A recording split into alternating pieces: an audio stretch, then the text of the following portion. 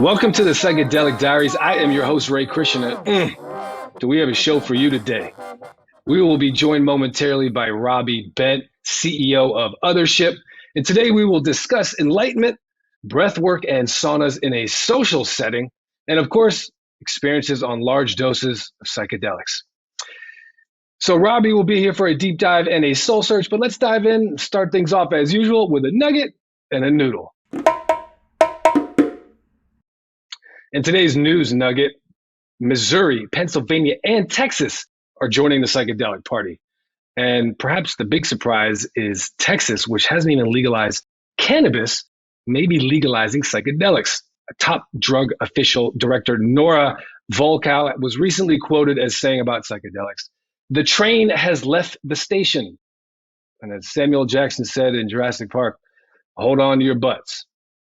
And as for the noodle, something I've been noodling on of late, what is the critical mass for a global enlightenment?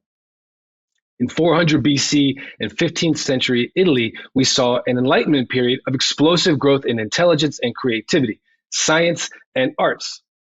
And now we see the profound effect that psychedelics have on the brain's neuroplasticity, thus creativity and cognition. So what percentage of the population using intentional psychedelics would trigger a global enlightenment? 15%? 20%?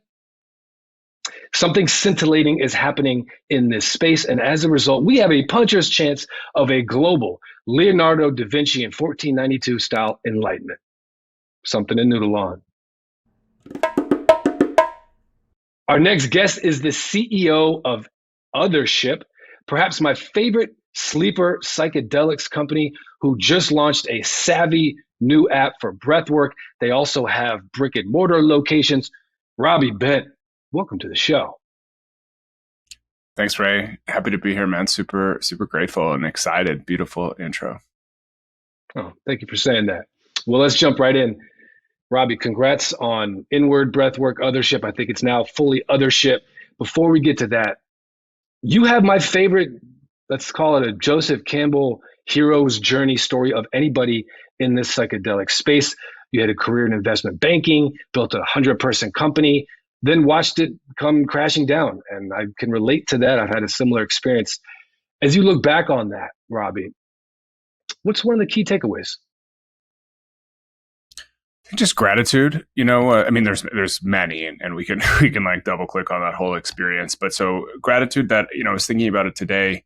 It's really hard to make change, right? Uncertainty and new is not common for people. So for most, it's like safety, thought patterns, what I know, right? And so to be like, oh, I want to do something new, it's tough. It's not natural. And so for me, like I was forced to change, right? And a lot of the transformations, a lot of people seeking psychedelics, it's like, potentially mental health issues or like some type of death or grief or like something bad has happened. And that's what happened for me, struggling with addiction. It's like, oh, I'll try anything to, stop using drugs. And then I was, had this company and, you mentioned it failed. I was like, had to sell all my belongings and like lived in my parents' basement. And so I was like looking, felt like, hey, I was a failure and a loser basically. And so I was looking for change. And so just lucky that like, as a result of looking for change, I found meditation, I found psychedelic medicines, I found breath work, I found like new ways to become more emotionally resilient. And I think for many friends I have and people I know, they never hit that rock bottom. And as a result, they're not pushed to like break those boundaries. And when you break those boundaries, there's a few things you learn. So the first is that like failure is not tenable. It's you may fail once, but you keep going. And so once that failure is complete, you kind of realize like, oh, I was so afraid of this thing. And, now there's hope. There's the next thing I'm going to do. And after that, there's like the next thing. And so the more you continue, the more experience you build, eventually you'll be successful. And so this idea that I'm a failure, it's not real. It's not something permanent and tangible. And that kind of loops in this Buddhist idea of impermanence, right? Like this too shall pass, which I was talking about this morning as well. And so, the learnings I had were gratitude that when you're forced into difficult challenges, it provides you this container to change. And psychedelics are a microcosm of that. So, if you do a 5 gram or 10 gram psilocybin journey or 3 cup ayahuasca journey, like you're going through challenges. There's no, there's no way around it. Right. And that those challenges allow for change to grow. And so the same as in life, whether you go through a divorce or a death or, a company failure when you're younger. And so that really helped me. Having those challenges allowed me to change and kind of set the stage. So what seemed awful at the time has actually just led to something really beautiful. Wow. Robbie, that is beautifully put. Thank you for that share.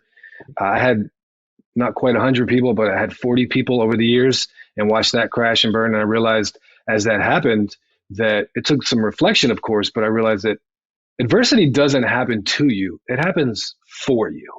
And that's part of that hero's journey. You mentioned breaking boundaries. And I really appreciate your experience with the difficulty in convincing people to just try intentional psychedelics or try daily meditation for an extended period of time. And while that difficulty may have actually been crucial for you to inspire you towards Othership, I'm just curious to get your take. Why do you think it's so hard to get people to try psychedelic medicines? That, or even just kind of introspection in general through that or meditation? So there's a number of things, right? So we'll go kind of point by point. So meditation. So I have a pretty long-standing practice now, probably 7-8 years, and started with Congratulations. Thank you. And started in this rock bottom state, kind of using Headspace, calm, like 10 minutes a day. It's kind of feeling like a chore. Not sure if it's beneficial, but know like I should meditate, and like if I start my morning on the right foot, my day is going to be better. But like, okay, this is an interesting practice. It's cool. I'd love to learn more, but not like, wow, this is changing my life. And that's where most of my friends are. And they really have struggled to make this a habit. Right. And so what was lucky for me, again, I did this 10-day Vipassana retreat. So it's, 10 hours of meditation a day, complete silence, quite grueling. But if you think of that, it's 2 years of daily calm or headspace in a 10-day period. And so, imagine you're learning the guitar. You're not going to pick up a guitar and like play a song for that first month or 2 months or 3 months. It's not going to be fun because you're just not very good. And so meditation is very similar. And so in that 10 days, you feel it. And so why I think it's hard to meditate is because the feedback loop is long. And so that's one issue, right? Feedback loop is long. And then alternatively, and I tried to teach meditation for a long time, tried to get my friends into it. Alternatively, our attention spans have changed due to mobile phones. And so standard person's life 300 years ago, sleeping outside, like cold weather, waking up, you're moving a lot. Maybe you're hunting, you're fasting for periods because you don't have food. Like you're outside, fresh air, sunlight. That's the standard day, right? And most of that day you're resting, you're bored. Okay, so you're just looking around. There's not much happening. That's how humans evolved, mostly in like parasympathetic nervous system state. So cuddling, laughing, feeling into emotions, pondering, just being present. Now, fast forward to where we are today, right? So technology, mobile phone, 14 hours a day in front of your computer, on Zoom for work, indoors, like regulated temperature, acidic forming foods, improper breathing, fight or flight to the max, 2 coffees, checking your phone, on your email, kids are yelling, what do I have to do? So if that resonates with you, that's normal. Normal is like, I get up, bam, shock my nervous system, fight or flight, like let's fucking go and crush. And so when I'm in that state, all day, it makes it very hard to connect with my emotions. It also makes it hard to shut off.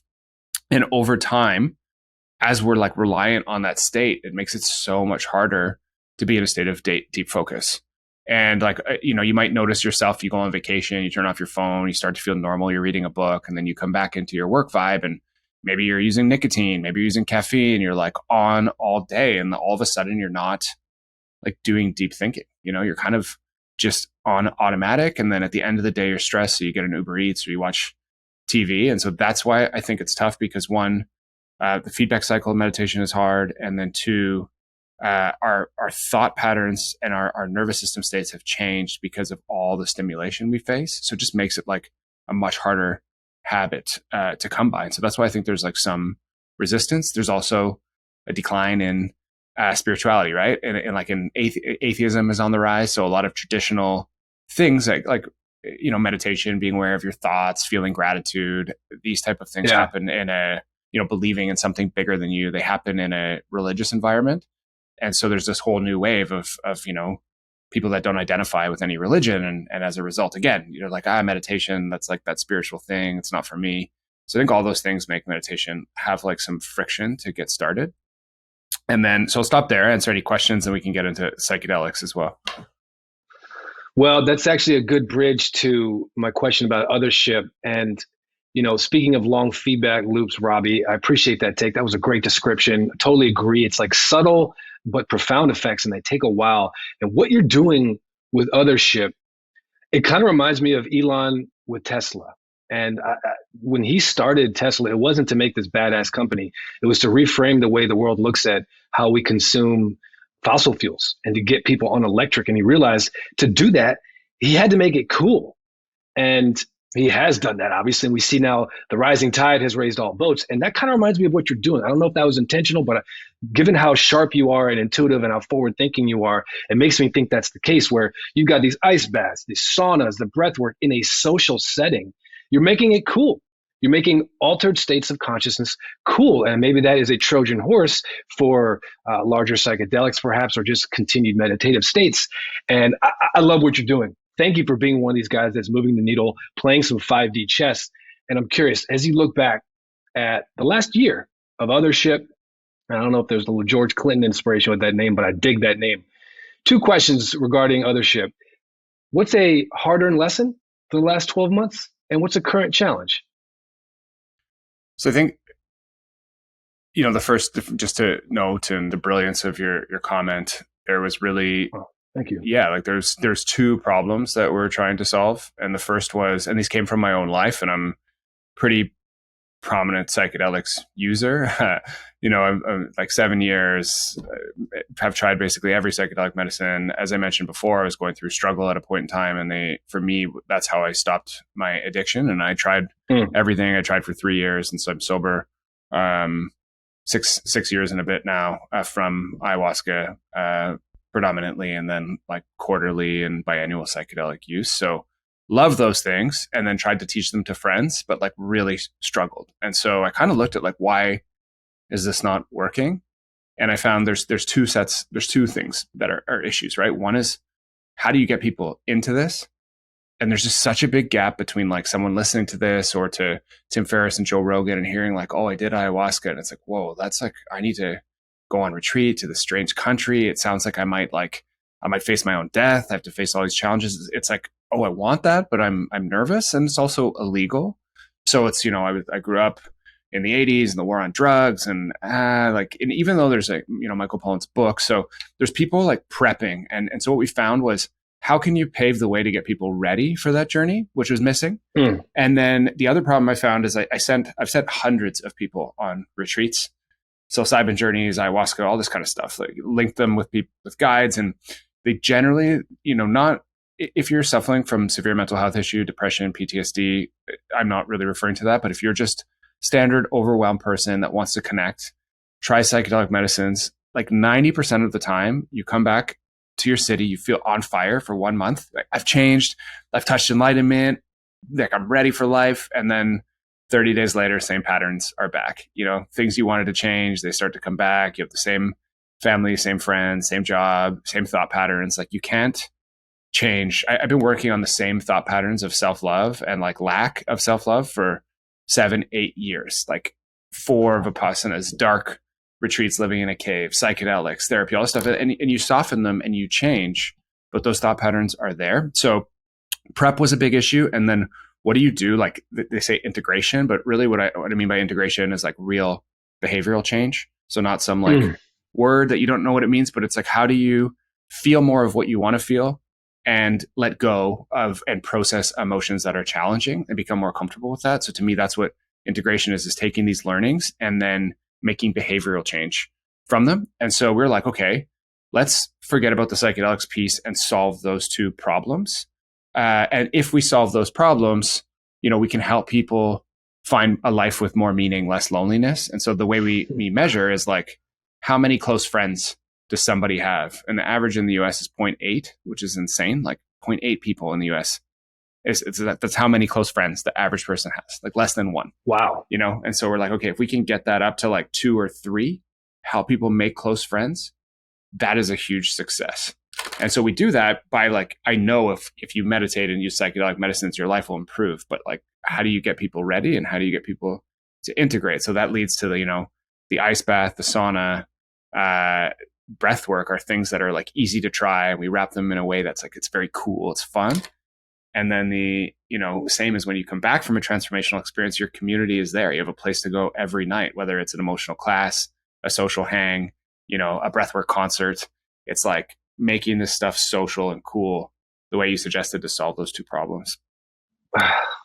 Well put. I really appreciate that. And 7 years on your psychedelic journey, I'm at, I think, 5 or 6 now. And I remember feeling like I was kind of doing it behind closed doors in secret in a way. And I did a lot of solo journeys. And I just wished I had someone I could talk about it with. And it was hard to find that community. I'm in LA right now. I think you guys just opened up a location here.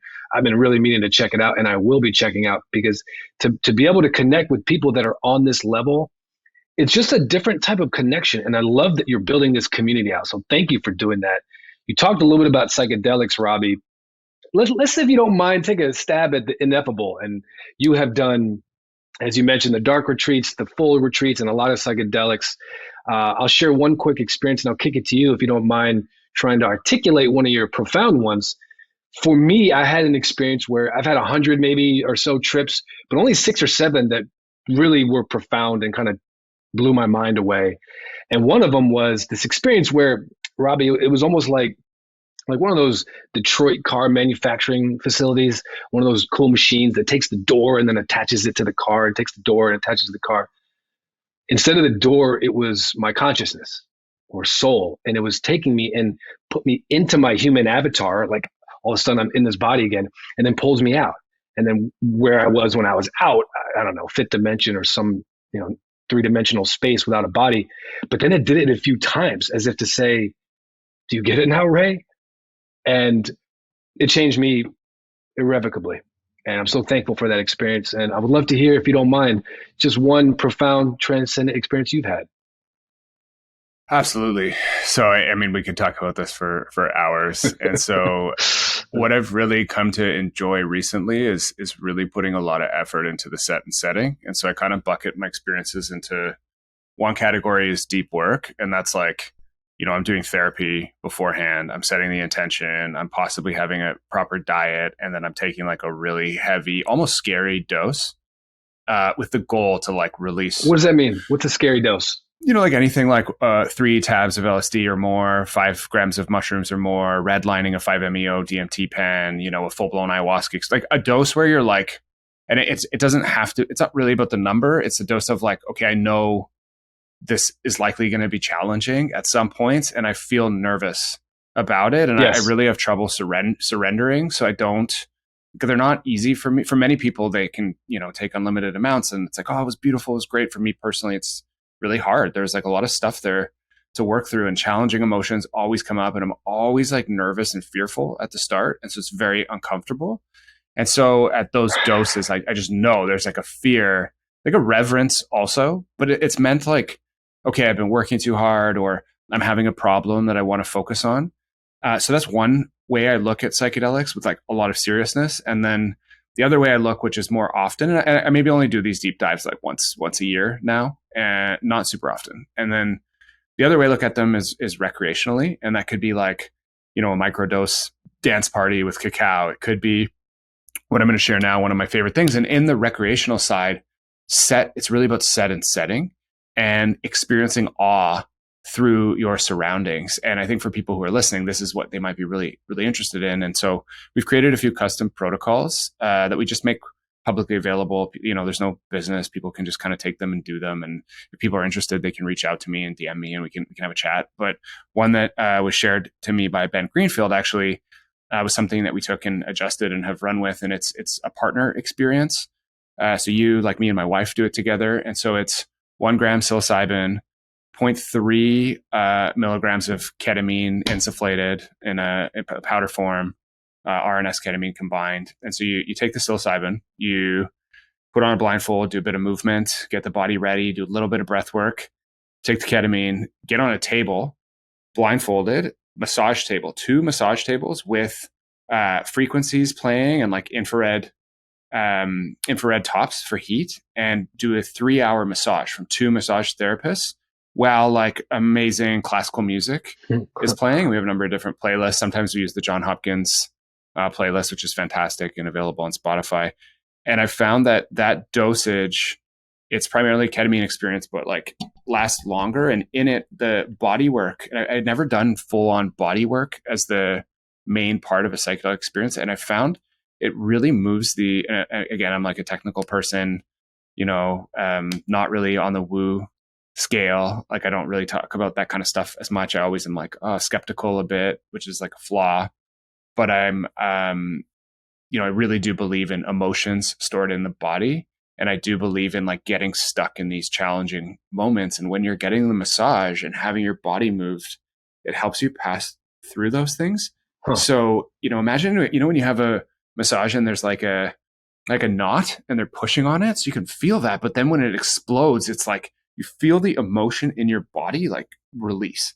And you're just like, holy shit. And the combination of like the super loud music, the guided body work, you feel like you're held, and you can feel from the massage therapist like another human connected to you through touch, right? So like working the parasympathetic nervous system, you feel just held, supported by somebody else. And for me, that's one where I've done it twice, and we've organized it for others. Not, we don't provide any psychedelic medicines or anything like that, but just kind of explain how this protocol works and connect people with massage therapists in Toronto. And so if you're in Toronto and you're like, well, this is really cool, you can ping me about it if you want to learn more. But so I do it with my wife, always have these like crazy body releases. And then when you wake up the next day, you got a 3-hour massage from 2 different therapists, and your body feels amazing.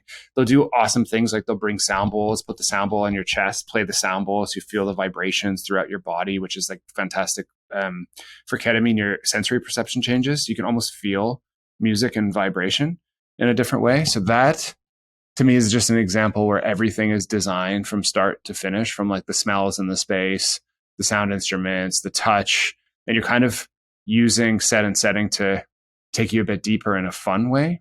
So that's one that I wanted to share, because it doesn't always have to be like this deep work. Sometimes you can find pleasure and healing, but also get the neuroplasticity. Yeah, exactly. Dude, that's incredible. Thank you for sharing. I love that protocol. So I'm also with you. I'm not crazy big into the woo-woo, so I appreciate that. Also, love that you shared that you still get scared sometimes going into it. So do I. And I'm like, why am I scared? Afterwards, I'm like, no, it was phenomenal. Why was I even scared? This is incredible, beautiful. I know this, but you do get a little scared even with experience. So I appreciate that share. Robbie, we have time for one more question before we transition to the soul search. For Othership, I'm curious about the roadmap, and specifically curious to hear your thoughts on if psychedelics follows the commercial legalization path of cannabis, how your roadmap might account for that. So please share if you don't mind.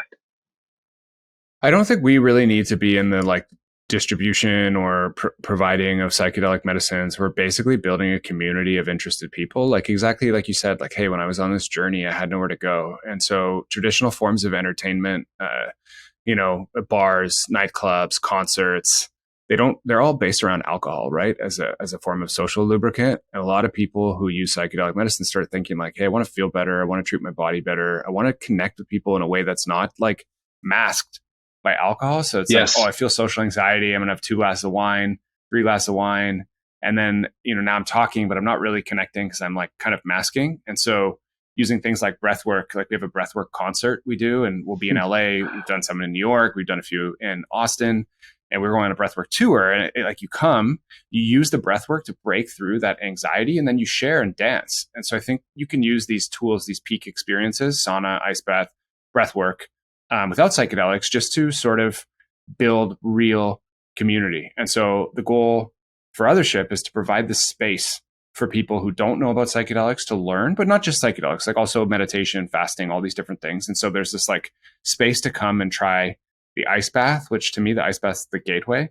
And then there's the Also if you're an experienced journeyer and you want to talk to other people there and hang out, like what better setting than, an amazing like sauna and ice bath that's going to make you feel fantastic. That's wonderful. And we got to switch over to the soul search, but I just want to say really quickly, that was a phenomenal deep dive. And thank you, Robbie, for being one of these guys. You are that dude right now that's really moving the industry forward in a unique way. So thank you for that.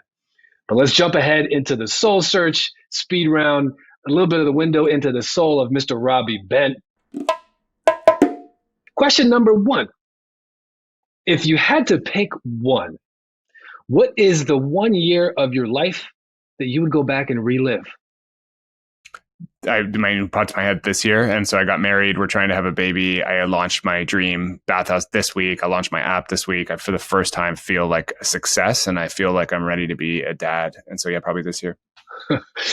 3 weeks in is already calling it the best year. Okay, number 2, Robbie, you are on a desert island, and you're by yourself for 10 years. You only get to have one mind-altering substance. Who you got?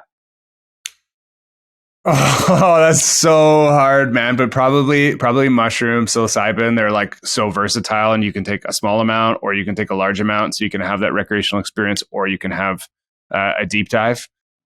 You and I are birds of a feather. I think psilocybin is the Mona Lisa. I'm with you. Okay, question number 3. Robbie, what is one famous person that you'd like to trip with? James Turrell, and that just came to mind. He's an artist. Meeting him, tripping with him in our space, and like talking about how the space makes you feel would be really cool. Oh, I love that. I'm gonna have to check that out. Okay, Robbie, last question. Question number 4. Are we in a simulation? Yeah, answer to that is I have no idea. Honestly, like the deeper you go into this stuff, the crazier it gets. And I don't even have a good answer on that one outside of like, all I know is that I know nothing, Chooses to recuse himself on the final question. I respect that. That's a tough one. I think I'm 50-50 on that one as well. Robbie, last little question. Where can the viewers find you? So at Robbie Bent 1 on Twitter, I talk about everything we're building, keep people updated. We build in public. My DMs are open. If you have any questions, I'm at Robbie Bent on Instagram, and then othership.us. Wonderful. Robbie, you have been a fantastic guest. Thank you, and come back soon. And thank you for watching this episode of the Psychedelic Diaries. I am your host, Ray Christian. We'll see you next time. Thanks, Ray. Cause I ain't gonna fly